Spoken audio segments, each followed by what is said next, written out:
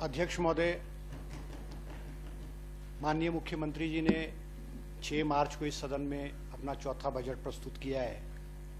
उस पर चर्चा करने के लिए मैं खड़ा हुआ हूं। ये देश, ये प्रदेश बहुत कठिन दौर से गुजर रहा है। कोरोना का जो कहर है, ये महामारी है, इससे हर चीज़ प्रभावित हुई है। और सबसे बड़ी बात यह है कि इससे हम निकल रहे हैं, मगर कोरोना के कहर ने एक बात को सिखाया है हमको कि हमारा जो इंफ्रास्ट्रक्चर है, हमारा जो हेल्थ सर्विसेज है, वो उस स्तर के नहीं है जिस स्तर की हमें जरूरत थी।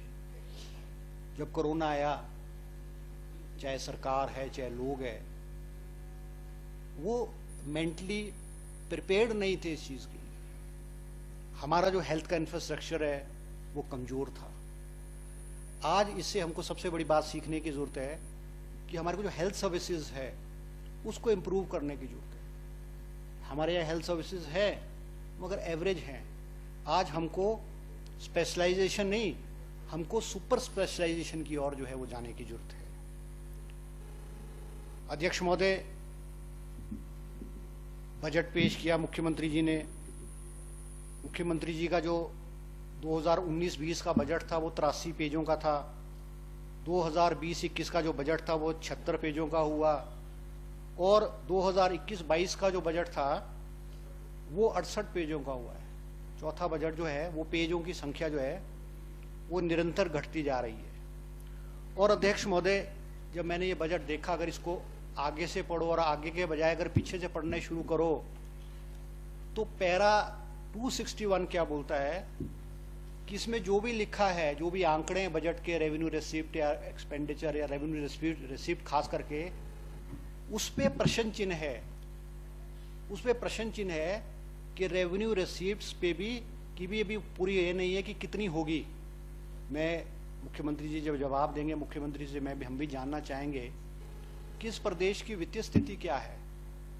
जैसे कर्ज है 61,567 रुपए इस पे प्रदेश में कर्ज है। लगभग 15,000 करोड़ रुपए का कर्ज आप 3 साल में ले चुके हो।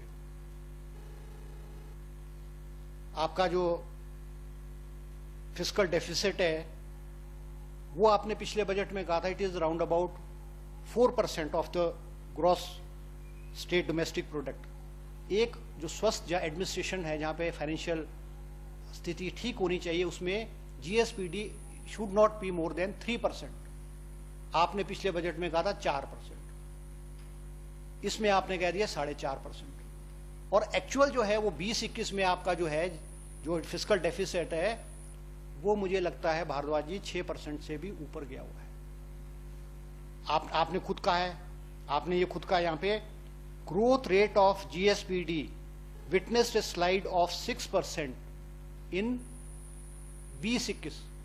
तो आपका जो जो रेवेन्यू डेफिसिट है वो मुझे लगता है 7-8% के ऊपर गया है, जो एक किसी भी प्रदेश सरकार के लिए बड़ी खतरनाक और गंभीर स्थिति है। हम अध्यक्ष महोदय, मुख्यमंत्री जी जवाब देंगे, हम जानना चाहेंगे कि इस प्रदेश की स्थिति क्या है।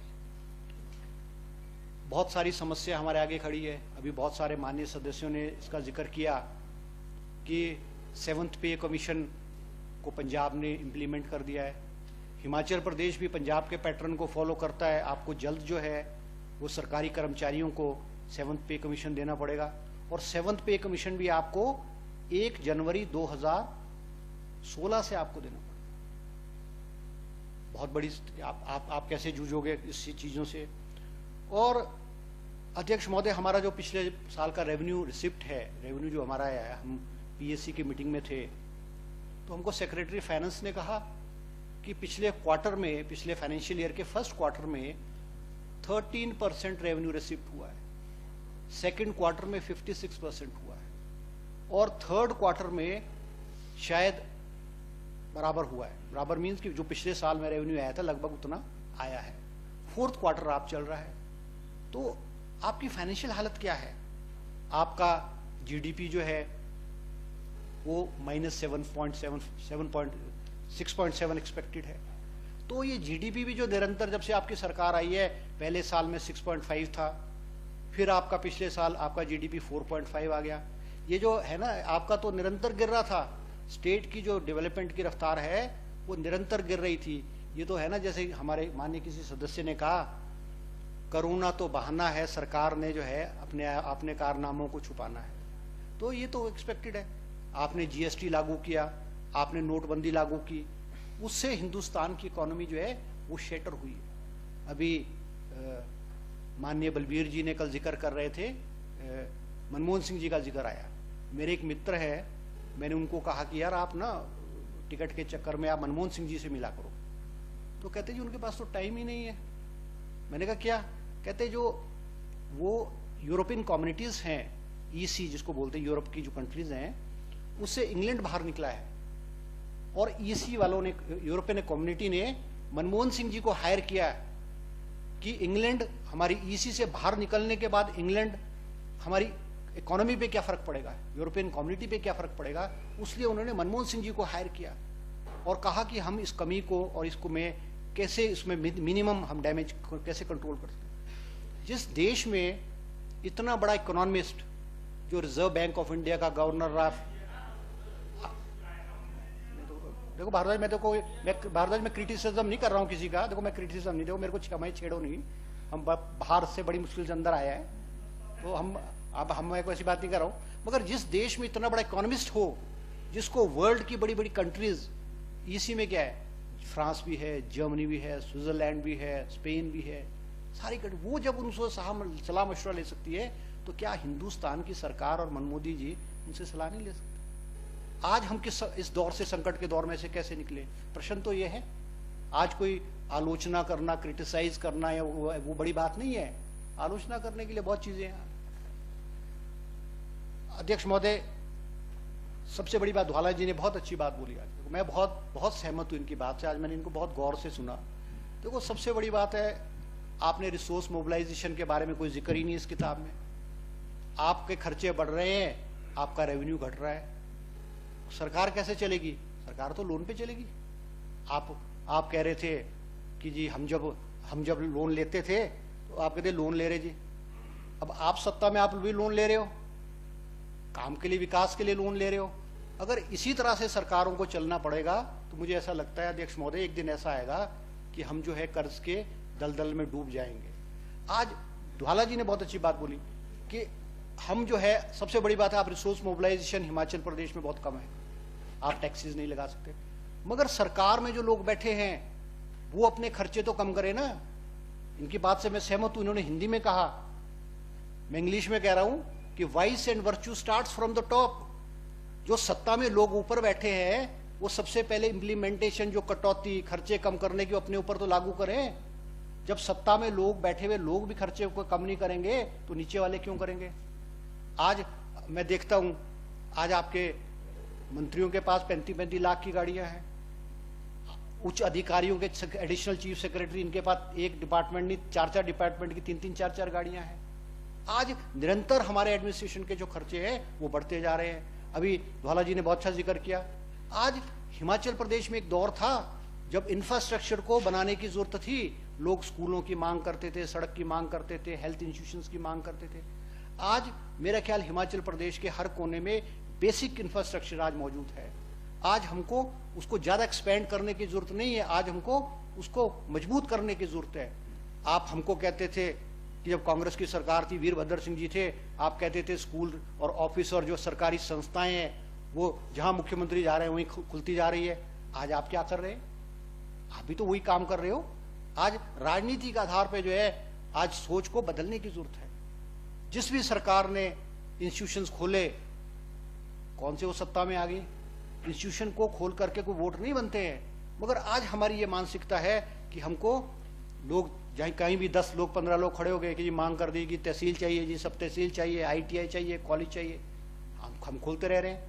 आप हमको आलोचना करते थे, मगर मैं आज अध्यक्ष महोदय, आपकी सरकार क्या कर रही है? आपकी सरकार भी तो आज जो है आज यही कर रही है। अभी मैं फाइनेंशियल हालत की जिक्र कर रहा था, आपके 7th पे कमीशन आपके सिर पे खड़ा है। आपको अगले साल जो GST का शॉर्टफॉल है वो अगले साल 2000 जून के बाद गवर्नमेंट ऑफ इंडिया कंपनसेट नहीं करेगा, आपका वो कंपनसेट नहीं करेगा। आप उस शॉर्टफॉल को कैसे पूरा करोगे? आपके पास कम से कम 1,500 से 2,000 का शॉर्टफॉल गवर्नमेंट ऑफ इंडिया पूरा करती है, वो शॉर्टफॉल को आप पूरा नहीं कर, तो सबसे बड़ी बात है हमको जब तक हम अपने जो खर्चे हैं उसमें कटौती नहीं कर सकते, करेंगे तो हम कुछ भी करने वाले नहीं है। अभी रिसोर्स मोबिलाइजेशन का जिक्र नहीं है। और सबसे बड़ी बात है, जैसे धवाला जी ने जिक्र किया कि हमको इंडस्ट्रीज बनानी पड़ेगी, हमको लोगों के लिए एम्प्लॉयमेंट के जो जनरेशन रेवेन्यू है वो जनरेट करना पड़ेगा, जिससे सरकार के रिसोर्सेज भी बढ़े और लोगों को एम्प्लॉयमेंट मिले। अभी सीमेंट प्लांट्स का जिक्र किया, हम में से बहुत सारे लोग सीमेंट प्लांट्स का विरोध करते हैं कि हिमाचल प्रदेश में सीमेंट प्लांट नहीं लगने चाहिए। मैं इनका रेवेन्यू देख रहा था सीमेंट प्लांट्स का, एक एक सीमेंट प्लांट जो है हमको 150 से 200 करोड़ रुपए रेवेन्यू दे रहा है। चंबा में सीमेंट प्लांट की जिक्र हुआ, गुम्मा में है, चौपाल में, हमारे चुनाव क्षेत्र के साल, मगर आज सीमेंट प्लांट हम लगा ही नहीं पाए। आज हिमाचल प्रदेश में कोई भी बड़ा जो इंडस्ट्रियल यूनिट है, बड़े लोग हैं, वो आने को तैयार नहीं है।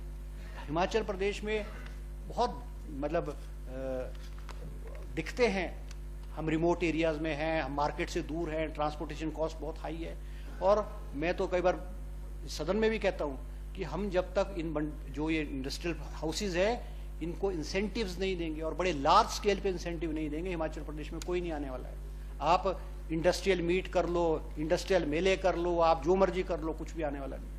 आप इसमें चंबा वाले प्लांट के बारे में सदन में चर्चा हुई थी कि वो कह रहे हैं कि हमें रोड बना करके दो। आप रोड बना दो, अगर आप 10-15 करोड़ रुपए रोड बना करके किसी इंडस्ट्रियल हाउस को या किसी सीमेंट प्लांट वाली कंपनी को देते हो और आपको 150 से 200 करोड़ रुपए एक इंडस्ट्रियल हाउस एक साल में दे, सीमेंट प्लांट दे, एक साल में दे, सरकार को फायदा है। देखो, आप जब लगाओगे तो ही आपको आएगा। एक और बात अध्यक्ष महोदय मैं आपको कहना चाहूंगा, हमारे हिमाचल प्रदेश में की जो मानसिकता है ना, वो भी हमारी प्रो बिजनेस नहीं है, प्रो बिजनेस नहीं है। मुझे याद है हीरो होंडा कंपनी जो है वो एक बार हिमाचल प्रदेश में आ रही थी, इंडस्ट्रियल पैकेज हिमाचल प्रदेश में था। मैं भी इस माननीय सदन का सदस्य था। नालागढ़ में उन्होंने कोई 400-500 बीघे जमीन देख ली उन्होंने, और वो फॉरेस्ट एरिया था, पेड़ नहीं थे, जंगल झाड़ी थी वहां।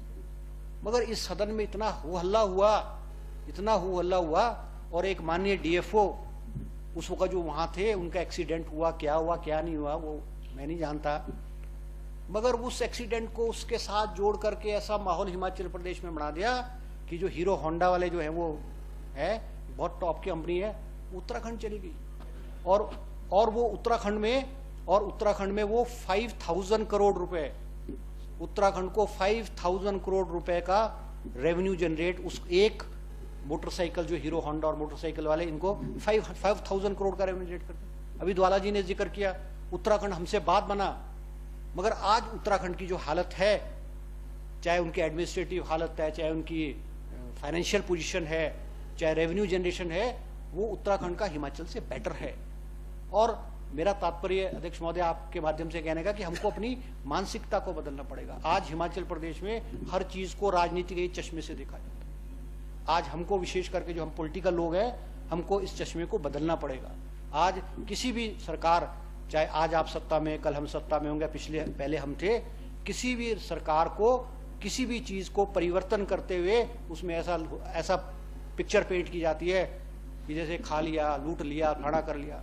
और उद्योगपति, कोई भी उद्योगपति उस स्टेट में आएगा जहां पे ऐसी मानसिकता खास करके विशेष करके लोगों में नहीं। और मैं एक और बात कहूंगा अध्यक्ष महोदय, हमारी ब्यूरोक्रेसी का जो एटीट्यूड है वो पॉजिटिव नहीं है, हमारी ब्यूरोक्रेसी का एटीट्यूड भी नेगेटिव है।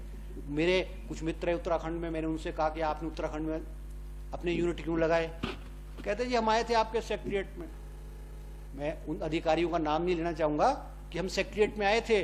अरे आपके अधिकारी तो यार 1 घंटे 2 घंटे तो बाहर बैठाते हैं और फिर काम भी नहीं करते हैं।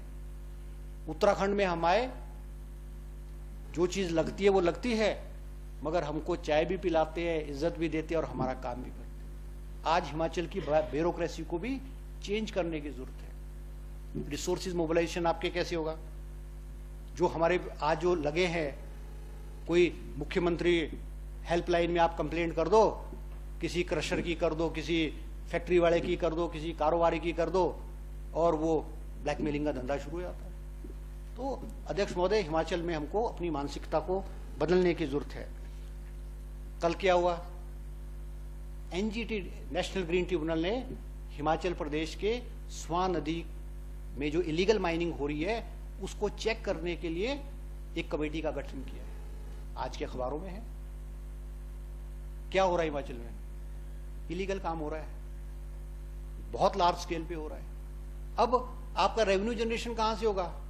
आपके तो जो है लीकेज है, चाहे माइनिंग में लीकेज है, चाहे लकड़ियों का जिक्र अभी रामलाल जी ने किया यहाँ पे कि लीगल, अगर आप लीगली नहीं पर लकड़ी को काटने दोगे तो लोग इलीगली काट रहे हैं। अब माइनिंग में चौधरी सुखराम जी भी के एरिया में भी, मेरे एरिया में भी माइनिंग है। आप माइनिंग प्लान में देखता हूं, मैं तो माइनिंग से जुड़ा हूं, माइनिंग प्लान बनता है उसमें 50,000 टन की आपकी लिमिटेशन है। 50,000 टन अगर एक माइनिंग वाला, माइन वाला चाहे क्रशर वाला, वो इकोनॉमिकली वायबल ही नहीं है, तो आप तो उसको मजबूर कर रहे हो 2 नंबर का काम करने पे। आप उसको 50,000 टन के एनुअल 50,000 टन निकालने के बजाय 1 लाख टन की परमिशन दे दो। मगर इफ्स एंड बट एंड कानून और थाना हिमाचल प्रदेश का इतना वो है कि लोगों को जो है वो दूसरा रास्ता अपनाना पड़ता है। तो प्रोडक्शन, अगर इंडस्ट्रियल हाउस या कोई भी बिजनेस तब होगा कामयाब जब उसमें प्रोडक्शन होगी। मगर यहाँ पे बहुत दिखते हैं आपके इलीगल इलिसिट माइनिंग हो रही है, इलिसिट शराब का धंधा हो रहा है, इलिसिट जो है जंगल कटान हो रहा है, रोकने का कोई प्रयास नहीं किया जाता है। और भारद्वाज जी, आपने तो कुछ लोगों को लीगल परमिट दे दिए हैं, ये सब काम करने के लीगल परमिट दे दिए हैं। कृपया करके आप इनको रोकने की कोशिश करें, प्रयास करें, ताकि सरकार की छवि और विशेष करके सत्ता में जो बैठे लोग हैं उनकी छवि जो है वो खराब ना हो। अध्यक्ष महोदय, इस माननीय सदन में हमने बहुत सारे प्रोजेक्ट्स के बारे में चर्चा की। महेंद्र सिंह जी नहीं है, शिवा प्रोजेक्ट है, हॉर्टिकल्चर प्रोजेक्ट है, आईपीएच का प्रोजेक्ट है, फलाना है। और पिछले 3.5 सवा 3 साल में यही सुन रहे हैं कि पाइपलाइन में है, पाइपलाइन में है, पाइपलाइन में है। 3.5 साल में तो पाइपलाइन से बाहर नहीं निकला। हम चाहेंगे कि वो एक्चुअल में है भी कि नहीं है। आप इस सदन को ये बताएं कि वो प्रोजेक्ट्स का पैसा आया भी कि नहीं आया, या वो केवल कोरी घोषणाएं थी। आपने 2016 में माननीय गडकरी जी ने, वो सरफेस ट्रांसपोर्ट मिनिस्टर थे हिमाचल प्रदेश में, चुनाव से पहले 68 नेशनल हाईवे की घोषणा कर दी। अरे हिमाचल जैसे छोटे से प्रदेश में 68 नेशनल हाईवे हो सकते हैं, मगर आपने उस वक्त ये नहीं सोचा। आपने कहा चुनाव है, अरे घोषणा कर दो, बाद में देखेंगे होगा कि नहीं होगा। आपको हम अनुरोध करेंगे, अगर आप 68 नहीं करा सकते तो कम से कम आप हर जिले में कम से कम एक 2 नेशनल हाईवे जो स्ट्रेटेजिकली पॉइंट ऑफ व्यू से इंपॉर्टेंट है उसको आप सैंक्शन कराओ। आप अगर 68 नहीं करा सकते तो कम से कम आप 10, 15, 20 तो कराओ। उस वक्त घोषणा कर दी कि 68 नेशनल हाईवे हो गए जी, 65,000 करोड़ रुपए हिमाचल प्रदेश को मिल गया। अरे सरफेस ट्रांसपोर्ट मिनिस्ट्री का सारा बजट आज भी 1,25,000 करोड़ है। एक छोटे से प्रदेश को 65,000 करोड़ रुपए कहां से मिल जाए? मगर राजनीतिक स्टंट था। जैसे आपका जुमला था कि हम 15-15 लाख रुपए खाते में आएंगे, बाद में आप कह दिया कि तो राजनीतिक जुमला है। तो ये जुमले जो है वो चलने वाले नहीं है। इन जुमलों से जो है आप जो है वो जो परहेज करो। अध्यक्ष महोदय, आपने डेली वेजेस की जो सैलरी है वो 25 रुपए बढ़ाई है। मैं आपसे निवेदन करूंगा आपके माध्यम से सरकार से कि इसको और बढ़ाया जाए। इस पे सरकार को कोई ज्यादा असर नहीं पड़ने वाला है, क्योंकि डेली पेड जो वर्कर्स हैं हिमाचल प्रदेश में अब तो बहुत थोड़े रह गए। मेरे ख्याल 5,000 भी नहीं होंगे हिमाचल प्रदेश में। मगर इसका एक फायदा जो प्राइवेट सेक्टर में लोग हैं, विशेष करके इंडस्ट्रियों में है, उनको फायदा होगा। 25 रुपए से तो कोई लाभ नहीं। आज 25 रुपए क्या होता, कोई कीमत है 25 रुपए? आप अगर इसको 50 रुपए या 75 रुपए करोगे तो हमारे हिमाचल प्रदेश के जो इंडस्ट्रियों में जो लोग नौजवान काम कर रहे हैं उनको, इंडस्ट्रियल हाउसेस को और प्राइवेट सेक्टर में उनको भी वो तनख्वाह बढ़ानी पड़ेगी। इसलिए इसका जो है वो फायदा होगा। अध्यक्ष महोदय, आपने एम्प्लॉयमेंट की बात की, नौकरी देने की बात की। आज इस प्रदेश में सबसे बड़ी समस्या नौजवानों में, पढ़े लिखे नौजवानों को रोजगार देने की है। मैं पिछला 2019 का बजट देख रहा था, उसमें आपने कहा कि हम 20,000 जो है फंक्शनल पोस्टों को भरेंगे। पिछले साल के बजट में भी आपने कह दिया कि हम जो है वेकेंट पोस्ट को 20,000 वेकेंट पोस्ट को भरेंगे। इस बार आपने कह दिया हम 30,000 पोस्टों को भरेंगे। तो अगर आपका पिछला 3 साल का आंकड़ा मिला दिया जाए, धौला जी 3 साल का आंकड़ा मिला लिया जाए तो ये 70,000 बनता है। मगर मैं आपसे ही प्रश्न पूछता हूं कि पिछले 3 सालों में हिमाचल प्रदेश में और आप हम सब माननीय सदस्यों के चुनाव क्षेत्र में कितने लोगों को नौकरी मिली है? मैं कह सकता हूं, दावे से कह सकता हूं, 10,000। जब से आपकी कांग्रेस की बीजेपी की सरकार आई है, 10 से 15,000 से ज्यादा लोगों को नौकरियां नहीं मिली। मगर आपका आंकड़ा क्या बोलता है? इस बार आप कह रहे 30,000 लोगों को नौकरी देंगे। मैं अध्यक्ष महोदय, आईपीएच मंत्री जी नहीं है, आप आईपीएच में लगा रहे हैं जी। आपने पहले ही लगा दिए, 2 विधानसभा क्षेत्र में आपने भर दिए, सारे हिमाचल का कोटा 2 विधानसभा में भर दिया, और आप रिजर्वेशन का रोस्टर भी नहीं लगा रहे हो। आप मेरे पास एक नोटिफिकेशन है जिसमें आपके chief secretary, additional chief secretary finance ने कहा है कि any officer who does not implement the reservation roster in cases of selection of employees, वो रिस्पॉन्सिबिलिटी उसी फिक्स होगी। आपने आउटसोर्स पे आईपीएच डिपार्टमेंट में आपने भर्तियां की है, एससीज एक्सचेंज ने की है, कौन जिम्मेवार होगा? मुकेश जी ने ठीक कहा, ऐसा ना हो कि जैसे जेबीटी घोटाले में हरियाणा के मुख्यमंत्री ओम प्रकाश चौटाला है अंदर गए, ऐसा ना हो कि यहाँ आपके हिमाचल प्रदेश के भी कई नेता जो है वहां ना पहुंच जाए। इसलिए जब आप सत्ता में है तो कानून का पालन करो और उसके मुताबिक ही जो होना, उसके माध्यम होना चाहिए। आपका मैं बजट पढ़ रहा था, टूरिज्म के बारे में बड़ी बड़ी बातें की गई। सिरमौर का जिक्र ही नहीं है टूरिज्म में, चंबा का जिक्र ही नहीं है, ऊना का जिक्र ही नहीं है। केवल आप जो चुनिंदा स्टेशन हैं, शिमला है, धर्मशाला है, मनाली है, हमारा वैर नहीं है, विकसित होना चाहिए। मगर एम्प्लॉयमेंट जनरेशन के लिए टूरिज्म से बेटर ऑप्शन कोई और नहीं हो सकता है। और जो रिमोट एरियाज में, हार्ड एरियाज में, रिमोट एरियाज में जहां नेचुरल ब्यूटी है, वहां आपको टूरिज्म के इंफ्रास्ट्रक्चर को डेवलप करने की जरूरत है। मैं मुख्यमंत्री से निवेदन करूंगा कि अपना ध्यान 1-2 चुनाव क्षेत्र से हटा करके वो पूरे हिमाचल प्रदेश के हर जिले में करे, ताकि टूरिज्म का जो इंफ्रास्ट्रक्चर डेवलप हो। मैं बरागटा जी का भाषण सुन रहा था, बरागटा जी अखबारों की कटिंग पढ़ रहे थे, तो मैंने टोका, मैं कहा बरागटा जी हम तो आपके दिल की बात भी सुनना चाहते हैं। सेब जो हिमाचल प्रदेश की 5,000 करोड़ रुपए की इकोनॉमी चलाता है, उसका नाम आपके बजट में नहीं है। सेब का जिक्र नहीं है, शिमला जिले का जिक्र नहीं है। आप क्या कर रहे हो? ये हमारी समझ से परे है। और अध्यक्ष महोदय, सिरमौर में अदरक होता है, अदरक में प्रोसेसिंग प्लांट की जरूरत है, आप इस ओर ध्यान दें। हमारे लहसुन है, टमाटर है, इस वक्त क्या स्थिति है किसान की? मंडियों में किसान का जो माल है वो भूस के भाव बिक रहा है। सरकार जो है इस ओर जो है वो इस ओर ध्यान जो नहीं कर रही है, तो इसको करने की जरूरत है। आपने एमएलएज की जो नाबार्ड की लिमिट है उसको आपने बढ़ा दी, आपने उसको बढ़ा करके 120 करोड़ से 135 करोड़ कर दी। मैं अध्यक्ष महोदय आपके माध्यम से विधायकों से पूछना चाहता हूं, 120 करोड़ की लिमिट कितने चुनाव क्षेत्र की पूरी हुई है? हमारी तो कर विपक्ष को तो छोड़ ही दो, हमारी तो डीपीआर बनती नहीं है, सैंक्शन की बात तो बहुत दूर की है। मगर आपके सत्ता में भी जो लोग हैं, आपकी डीपीआर कितनी है? आज मैं कह सकता हूं हिमाचल प्रदेश में केवल 4-6 चुनाव क्षेत्र है। माननीय सदस्य कितना समय मैं सर 2 मिनट में मैं कितने चुनाव क्षेत्र में विकास हो रहा है? आज विकास की जो है वो धीमी है, आज वो बहुत धीमी पड़ी हुई है। अध्यक्ष महोदय, मेरे चुनाव क्षेत्र में इंफ्रास्ट्रक्चर की कमी है। मैंने जिक्र किया कॉलेज बिल्डिंग, कफट्टा कॉलेज है वो पूरा नहीं हुआ है। रोनहाट में कॉलेज खुले हुए आज 3-4 साल हो गए, वहाँ स्कूल के कमरों में आज भजन चल रहा है। तो पैसे के बजट की प्रावधान की जरूरत है। आप हार्ड एरियाज में, कठिन एरियाज में जहाँ पे टीचर्स नहीं है, स्कूलों में मास्टर नहीं है, हेल्थ इंस्टीट्यूशन में पैरामेडिकल स्टाफ नहीं है, हम चाहेंगे सरकार से कि अगर आप रिक्रूटमेंट करते हो तो वो रिक्रूटमेंट को आप पूरे हिमाचल प्रदेश विशेष करके ट्राइबल और हार्ड एरियाज में भेजें। आज सफर कौन कर रहा है?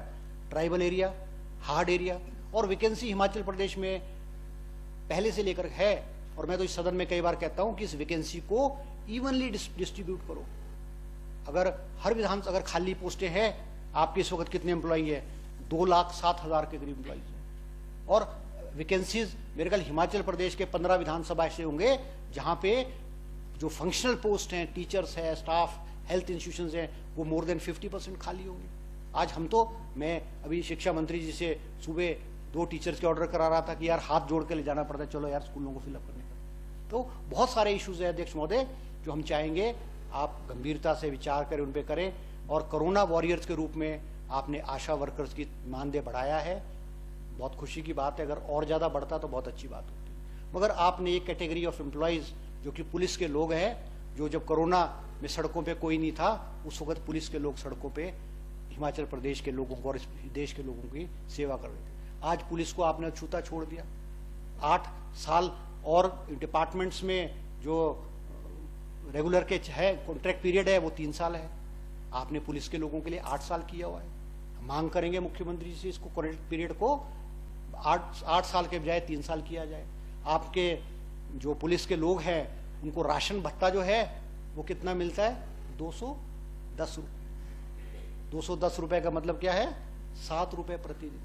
आज चाय का प्याला भी 10 रुपये का आता है। तो सुरेश भारद्वाज जी, हमारी आपसे माध्यम से मांग है मुख्यमंत्री जी से भी कि जो ये इनका राशन भत्ता है पुलिस के लोगों का, इसको जो है वो बढ़ाया जाए, कम से कम इस लेवल पे लाया जाए कि लगे इनको कि यार नहीं हमारा हुआ है। और ये इन्होंने बहुत काम किया, इनकी जो सर्विसेज है दे आर एप्रिशिएबल। आपने कुछ कैटेगरीज ऑफ एम्प्लॉयज़ के तनख्वाहें आपने बढ़ाई है, बहुत थोड़ी बढ़ाई है। आज की महंगाई के दौर में 300 रुपये क्या होता है? किसी के 300 रुपये, किसी के 500 रुपये, किसी के 200 रुपये। अगर आपने बढ़ाने थे तो कम से कम 1000, 1200, 1500 तो आप बढ़ाएं। महंगाई का दौर है। हम मुख्यमंत्री जी से भी निवेदन करेंगे कि आज डीजल के प्राइसेस बढ़ गए हैं, पेट्रोल के प्राइसेस बढ़ गए हैं, आप इसमें राहत दीजिए। प्रदेश सरकार, प्रदेश के लोगों को आप थोड़ा सा जो इसमें जो है राहत दीजिए, टैक्सेस कम करिए ताकि 2-2, 4-4, 5-5 रुपए पर लीटर जो है रेट्स कमा सके। आज गैस आज आपकी 900 रुपये का सिलेंडर है। आप कहते हो कि हमने तो हर घर में चूल्हे पहुंचा दिए। मैं अध्यक्ष महोदय आपको कहना चाहूंगा आपके माध्यम से कि हिमाचल प्रदेश में गैस की जो कंजम्पशन है ना वो घट गई है। आपके चूल्हे तो जरूर बढ़े हैं, मगर वो चूल्हे घरों में कोने में रखे हुए हैं, उसको कोई इस्तेमाल नहीं कर सकता। आज किसी भी गरीब आदमी के पास 900 रुपये नहीं है एक सिलेंडर के पैसे देने के लिए। तो बहुत सारी बातें हैं अध्यक्ष महोदय, आपने मुझे समय दिया। ये जो बजट है, ये बजट जो है वो डायरेक्शनलेस है, और ये बजट एक रेपिटेशन है, पिछले बजटों की एक रेपिटेशन है जिसमें वही स्कीमों का नाम बदल कर जो वही मतलब कि किया जाता है। इसलिए मैं इस बजट को समर्थन करने में असमर्थ हूं। आपने मुझे समय दिया, आपका बहुत बहुत धन्यवाद। अब इस चर्चा में भाग लेंगे माननीय सदस्य श्री नरेंद्र